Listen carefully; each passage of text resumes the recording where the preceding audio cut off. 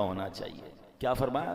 وَمَا اللَّهُ بِغَافِلٍ عَمَّا تَعْمَلُونَ. جان لو کہ اللہ تمہارے اعمال سے ہرگز بے خبر نہیں ہے. جو کچھ ہم کر رہے ہیں نا سب اللہ دیکھ رہا ہے. ہم بعض اوقات لوگوں سے، رشتہ داروں سے، دوستوں سے چھپانے کی کوشش کر رہے ہوتے ہیں.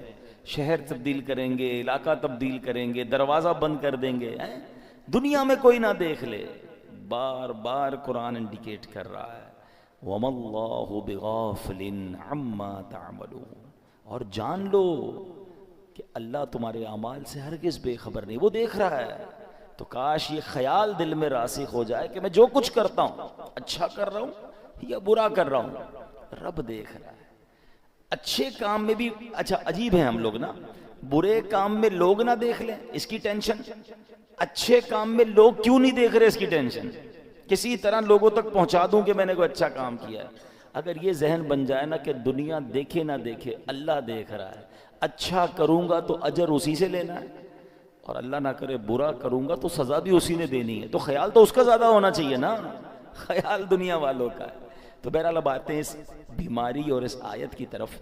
اس آیت میں قرآن کریم فرقان حمید نے کیا ارشاد فرمایا؟ ثم قست قلوبکم من بعد ذلک. پھر اس کے بعد تمہارے دل سخت ہو گئے. یہ کس کی بات ہو رہی ہے؟ بنی اسرائیل کا ذکر ہو رہا ہے. ان پر بڑے انعامات ہوئے، بڑی مہربانیاں کی گئیں بنی اسرائیل پر.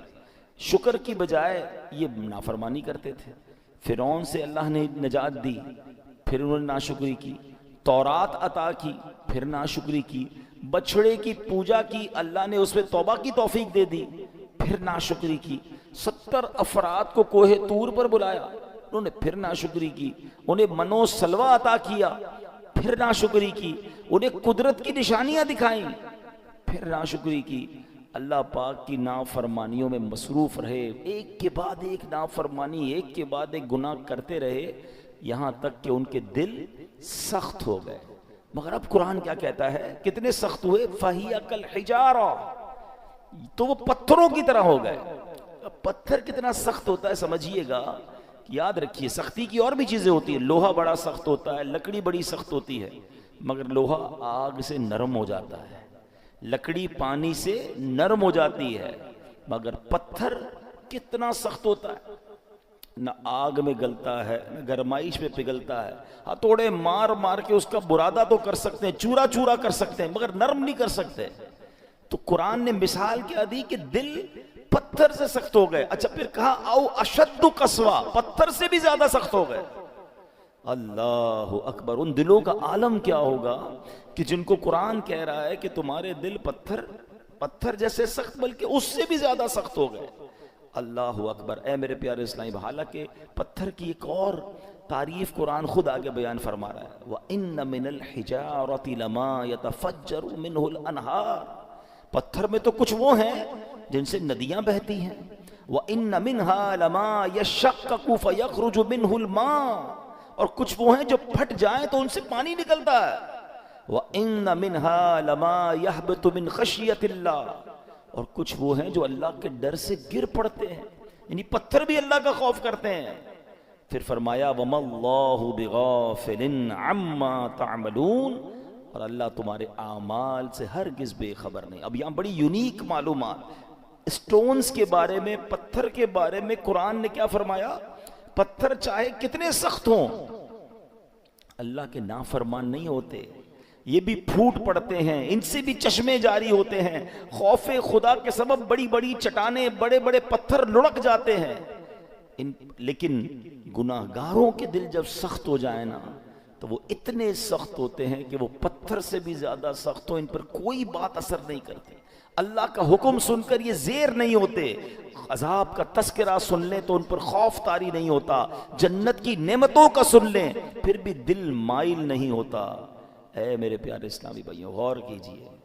آج کے دور میں بھی بعض اوقات ایسے بندے دکھتے ہیں کہ جن کے دل سخت ہو جاتے ہیں.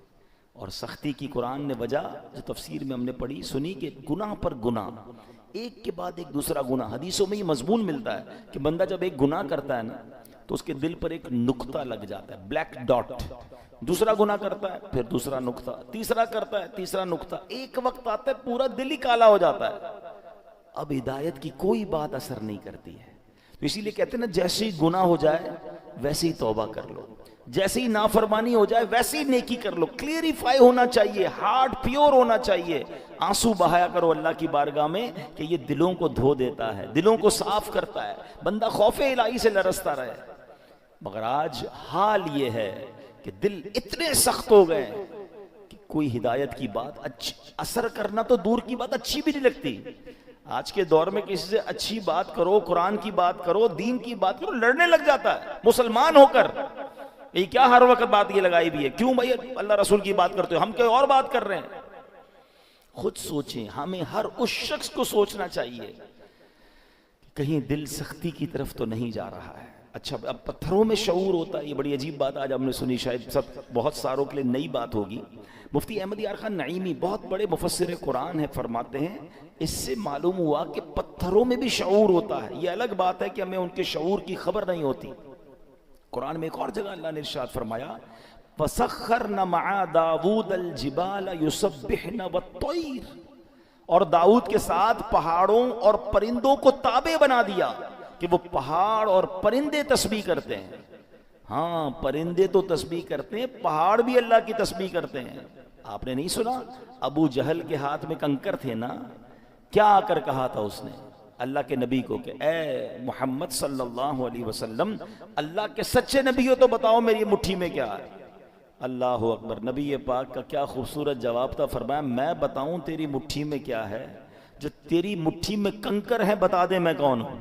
اور پھر کنکروں نے کلمہ پڑھنا شروع کر دیا. تو پتا چلا کہ پتھر بھی اللہ کی تسبیح کرتے ہیں. اور اللہ اکبر. اور احد پہاڑ کے بارے میں کون نہیں جانتا. اللہ آپ کو مجھے بار بار مدینہ پاک کی حاضری نصیب فرمائے. نبی پاک علیہ الصلوۃ والسلام سبحان اللہ، آقا کے معجزات میں سے یہ معجزات ہے کہ جب نبی پاک مدینہ منورہ میں یا مکہ پاک میں سڑکوں پر کسی کے شاہراہ پر تشریف لے جاتے تو آس پاس کے پتھر نبی پاک کو سلام کیا کرتے. احد پہاڑ کے متعلق آقا نے فرمایا احد جبل یحبنا ونحب، احد پہاڑ ہم سے محبت کرتا ہے، ہم اس سے محبت فرماتے ہیں. اب پہاڑ نبی پاک سے محبت کرتا ہے. اور یہ کیسا خوبصورت پہاڑ ہے کہ نبی پاک علیہ الصلوۃ والسلام نے فرمایا کہ احد میرے ساتھ جنت میں جائے گا. اب یہاں علماء نے اور خوبصورت بات کی کہ پہاڑ نبی پاک سے محبت کرے تو جنت میں جائے. تو جب امتی محبت کرے تو اس کا تو عالم ہی کچھ اور ہوگا نا. تو محبت رسول یہ جنت میں جانے کا سبب ہے.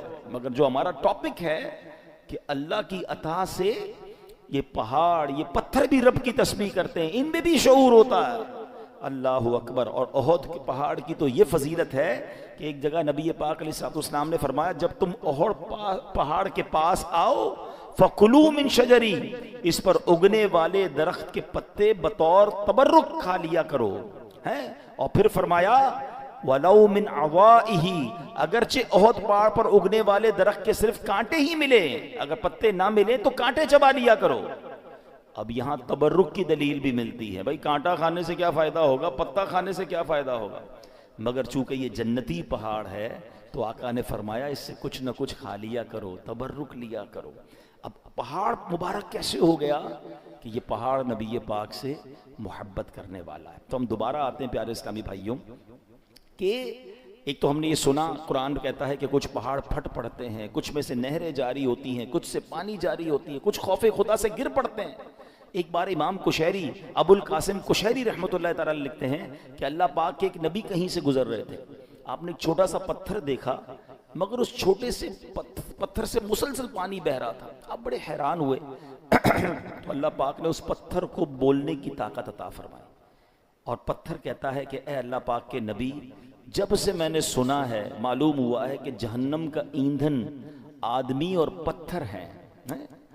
قرآن کہتا ہے نا یا ایھا الذین آمنوا قوا انفسکم واہلیکم نارا وقودها الناس والحجارہ، اے ایمان والو اپنے آپ کو اپنے گھر والوں کو جہنم کی آگ سے بچاؤ جس کا ایندھن آدمی اور پتھر ہے. تو ہم آدمیوں پر تو پتہ نہیں اثر ہوا نہیں ہوا، وہ پتھر کہتا ہے جب سے مجھے معلوم ہوا ہے کہ جہنم میں پتھر ڈالے جائیں گے جب سے میں رو رہا ہوں، جب سے خوف خدا کی حالت سے میری حالت بری ہے. اور یہ جو میرے اندر سے آپ پانی نکلتا دیکھ رہے ہیں یہ خوف خدا کے باعث ہے.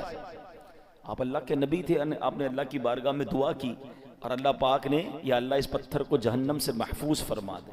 دعا قبول ہو گئی. آپ چلے گئے کہیں, واپس آئے تو پھر اس پتھر سے پانی نکل رہا تھا. تو آپ نے کہا کہ اب تو تمہیں جہنم سے آزادی کی خوشخبری مل گئی, پھر کیوں رو رہے ہو؟ پتھر کو اللہ نے پھر قوت گویائی دی. کہتا ہے ذالک کان بکاء الحزن والخوف وہذا بکاء الشکر والسرور. کہتے حضور پہلے جو آنسو تھے وہ غم اور تکلیف کے تھے, اب جو آنسو ہیں وہ خوشی کے آنسو ہیں کہ اللہ نے جہنم سے آزاد کر دیا.